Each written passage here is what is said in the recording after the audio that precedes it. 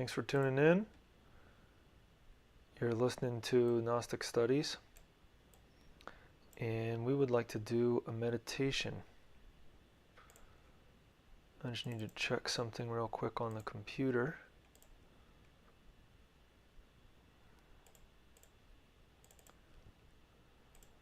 Okay.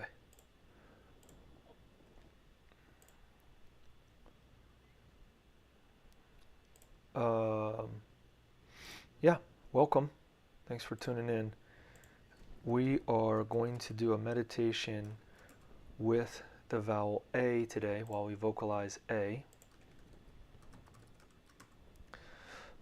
A is related with the lungs and the thymus gland, and we're in Gemini according to Western astrology right now. We moved in about the 22nd of May. And since the energy that corresponds to Gemini is related with the lungs, we want to take advantage of that flow of the cosmic tide, so to speak, and see if we can leverage that. Now, the faculty that corresponds to the vowel A, related with the thymus gland, which sits between the lungs, is memory, occult memory. So occult memory means being able to remember things. Could be dreams, could be things that we've forgotten from the past, and some say it's also related with past lives. It may take a lot to activate that, but we're just presenting it here so that we know how to use it, how to take advantage of it. So before we begin, we always like to do some preparatory exercises. First thing we want to do is prepare our location, the environment. Do we need to lock the door? Do we need to take off our shoes or loosen our belt, or change clothes into something else? Do we need to clear a space? Whatever it is that we need to do. Do we need to blow our nose? Do we need to get some water, a glass of water? We need to turn our phone off. Actually, I need to do that. I need to turn off the ringer. I'll be right back.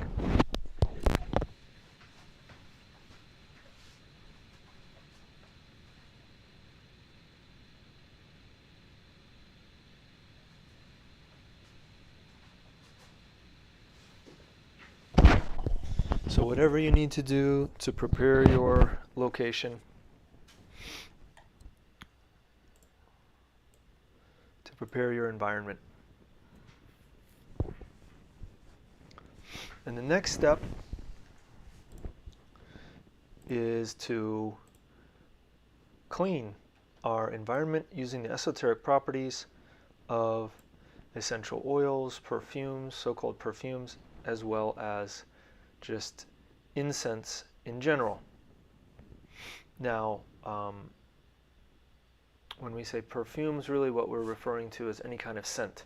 It doesn't have to be what's commonly sold in a bottle as a brand name product. It can be something that you made by mixing essential oils or rose water or anything.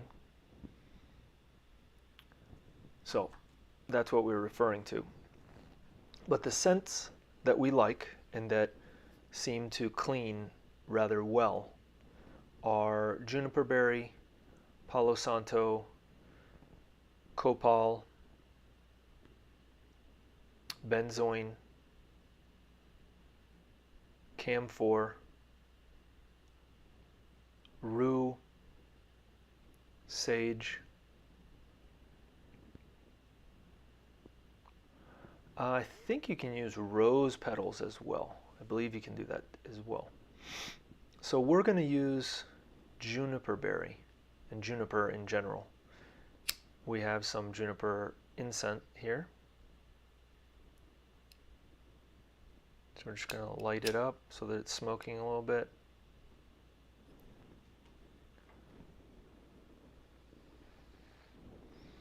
And then we're going to wave it around our body, letting the smoke move around the head and then neck, the chest, as well as the arms. And wherever you feel that you should clean.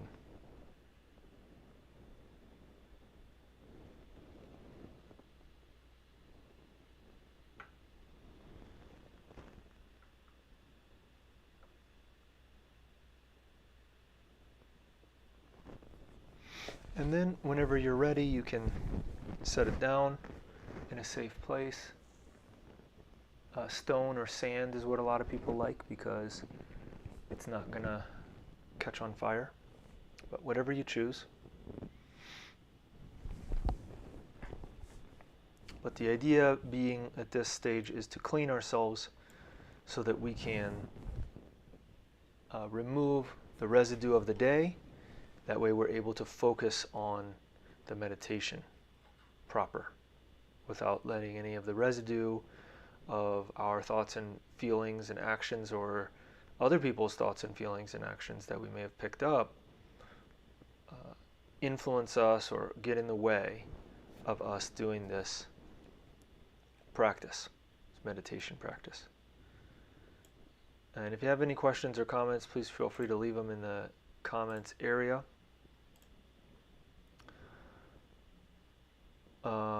Next, we want to move into a comfortable position.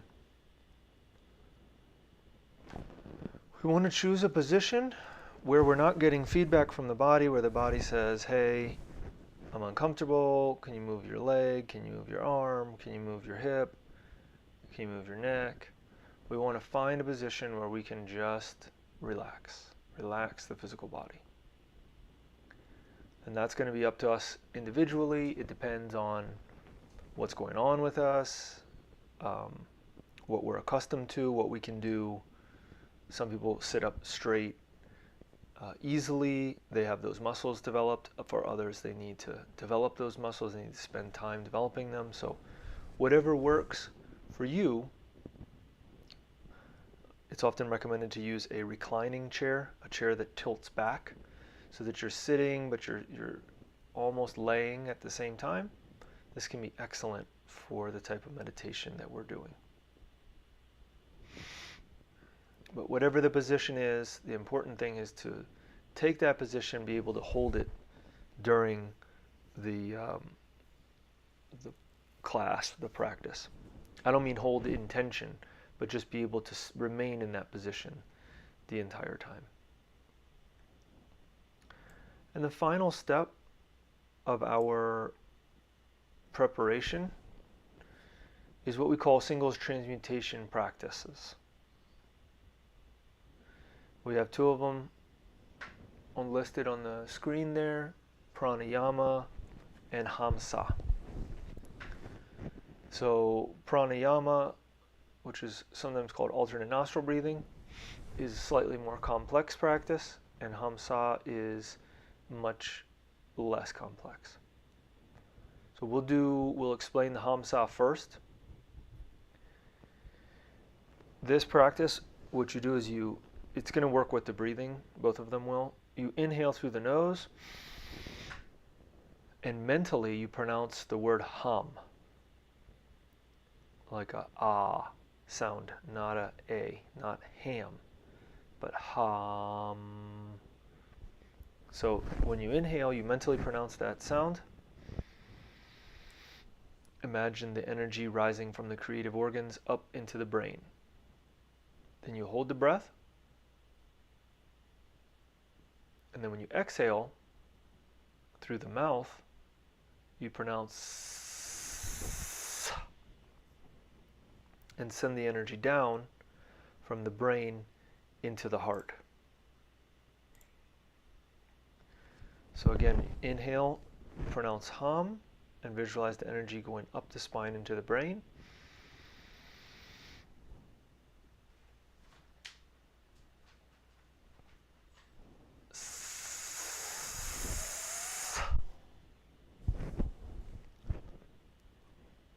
do it again.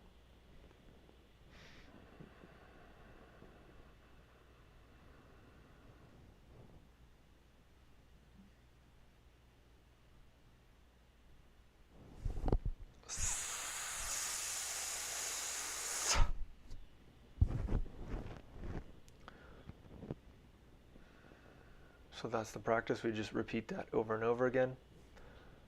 This practice is nice because it can be done walking, like if you go for a hike in the woods or at the beach or whatever. You can use this practice. It really helps. So the goal of the singles transmutation practice is to give the creative energy something to do. Specifically, we want to make the brain more creative and the heart more creative. And so by doing that, by bringing the energy up from the creative organs to the brain and the heart, we allow this change or difference to occur within ourselves. And now that energy, instead of being able to be used by the mind for monkey mind, is much less, there's much less energy available to the monkey mind. So the monkey, how can we say it? Monkey mind is reduced. And for some people to almost nothing. It depends on the person. So we talked about Hamsa. Now let's look at Pranayama. If you have any questions or comments, please feel free to drop them in the comment area. But when we do the practice, we won't be able to read that. So just keep that in mind. Maybe a pause before we can get back to you. So Pranayama is alternate nostril breathing. In the example we have on the screen, we start with the right nostril, inhaling through the right nostril. Some say that women should start inhaling through the right, men through the left. I'm sorry, I said that backwards. Men should start inhaling through the right, women through the left. But the important thing at this stage is for you to get used to it if you're unfamiliar with it. If you're already familiar with the practice, then you know what you're doing. There's also mantras that go along with this as well, but we're not going to do those because we just want to get familiar with the practice itself. So starting with the 7 steps that we have on the screen, we would use our a finger or some way of blocking our nostril. So thumb and index finger. So you can put it not at the base of the nose, but a little bit closer to the bone that sticks out of the skull. That's a really good place to block the airflow. You can use other fingers. You can do a mudra or a hand posture if you'd like. But the easiest way is just to use the thumb and the index finger. So if we're going to block the left, then if I'm using my right hand, then I use the index finger to block the left, and I inhale through the right.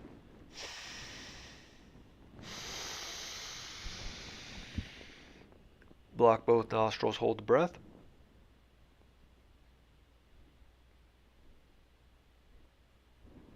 Unblock the left, exhale.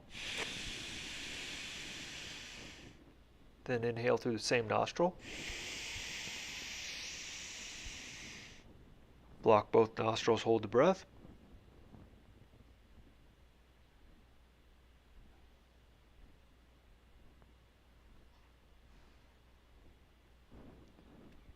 Unblock the right. And then if we were going to do another one, then we'd start again by inhaling through the right. So that's the cycle. You always inhale through one nostril and exhale through the opposite. So when you, after you exhale, you inhale through that same nostril. But then you would exhale that breath of air through the opposite nostril.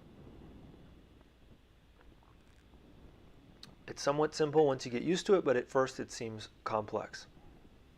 That's why we have the instructions on the screen.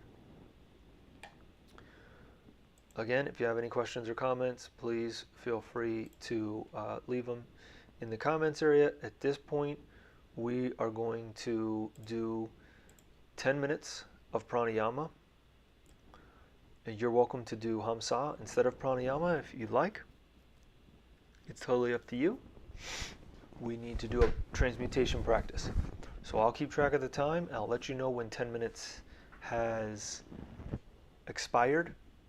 And I'll say, you know, let's finish up. And so we'll wrap it up, whatever we need to do then. You know, if we need to finish the round of pranayama, then we finish it. If we need to finish the Hamsa, then we finish it. Then we'll move on to the next phase of our meditation, which will be vocalization.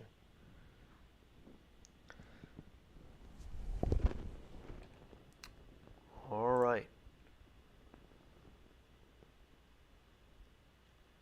We got a comment here. It says, been practicing pranayama for 10 minutes before deep meditation for about a decade.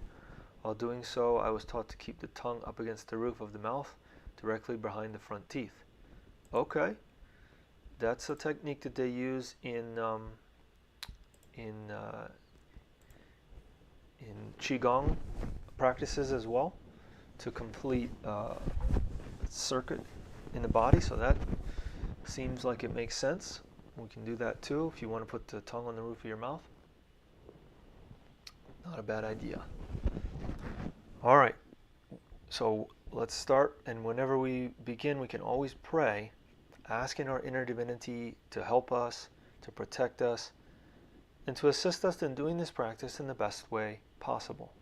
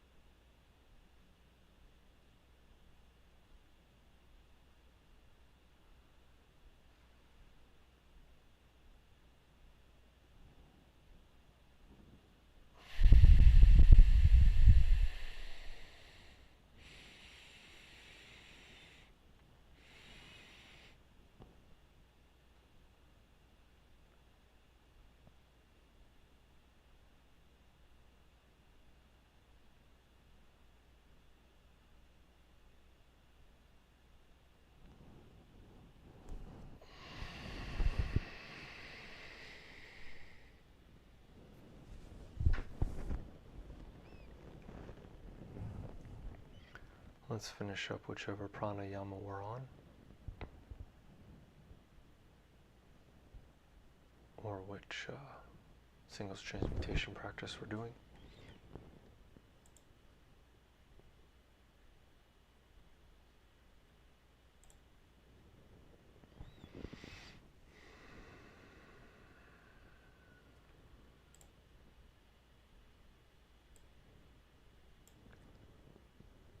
Next, we're going to move into the vocalization phase of the practice. As we mentioned, we're going to do the vowel A, which is related with the thymus and lungs, and its faculty is occult memory, helping us to remember things that are hidden. Can be dreams, can be things that we've been hiding in our memories, deep within in our so-called subconscious, and can also be, according to some, past lives, that we can remember past lives. In any case, you should be able to notice a difference tomorrow with a better dream recall at the very least. So we're going to take advantage of this vowel A. The way we do the practice, we inhale through the nose, exhale through the mouth, making the sound.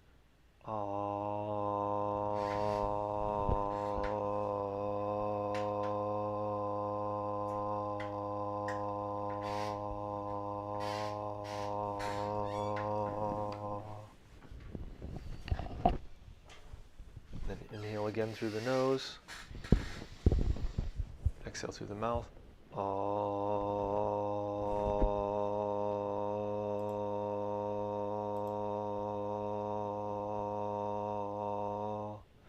And we're just going to repeat that process for between 20 and 30 minutes. The goal of this phase is to give the mind something to do and to take advantage of the esoteric properties of mantras and of vocalization. So we want to give the mind something to do, use the mind, so to speak, by making it concentrate on this very simple practice. It may get upset and say, why are we doing this? How long is this going to take? How long have we been doing this? Etc. Just push through that. When you come out on the other side, the mind is quiet. It's usually 20 to 30 minutes is all it takes. So it's kind of the sweet spot, so we'll see how many we get. And then I will say 3 more times, and we'll each do it 3 more times at our own pace. We recommend that you do this according to your breathing, not with anyone else. Whatever your breath in is, take your breath in and then exhale. And just however long you can hold that sound. And then inhale again. So sometimes we may be doing it together, sometimes we may not. Just do it at your own pace and develop that ability in yourself. So when we've done our 20 to 30 minutes, and again, I'll let you know, you don't have to worry about it, I'll just say 3 more times. When I say that, we each do 3 more times, and then we sit quietly. That will be the meditation itself, and that is your opportunity to pray, to ask internal questions, to concentrate on something, if you want to find out more about it, or you can enjoy the silence. And if you feel like there's still something the mind needs to do, then you can mentally pronounce ah. You can continue to do it mentally. All right, so let's get into it. The vocalization phase of our practice. So we won't be answering any questions until after we're done with the sitting quietly. So it'll be about minimum 35 minutes, let's say. And then we'll be able to look at the comments. But now, before we begin, as always, we can pray, asking our inner divinity to help us, to protect us, and assist us in doing this practice in the best way possible.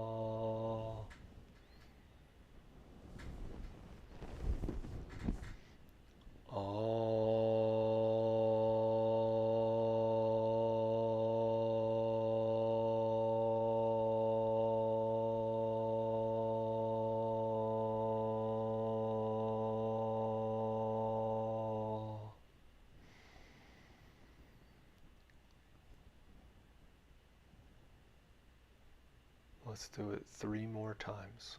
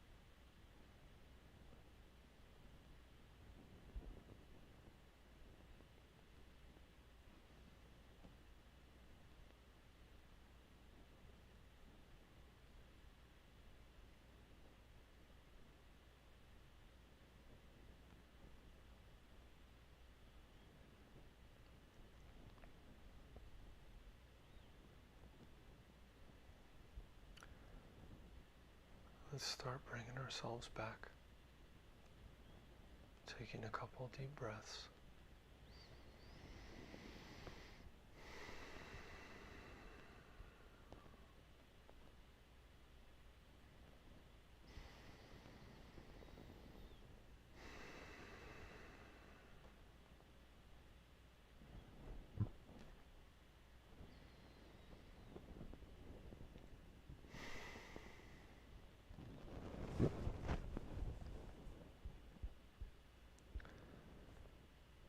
We can also take this time to pray, thanking our inner divinity for the help, the protection, and the assistance that we received.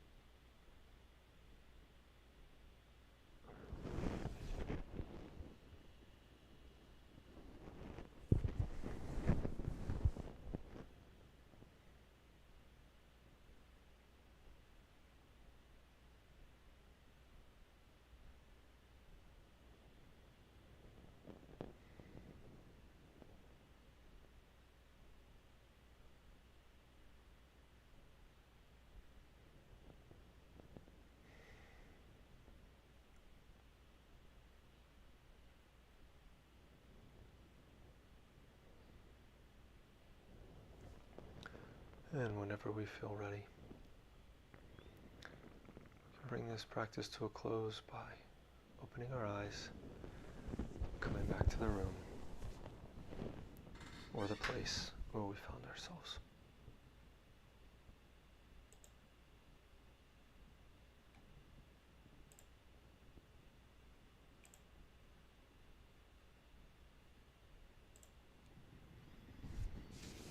So if you have any questions or comments, please feel free to leave them in the comments area.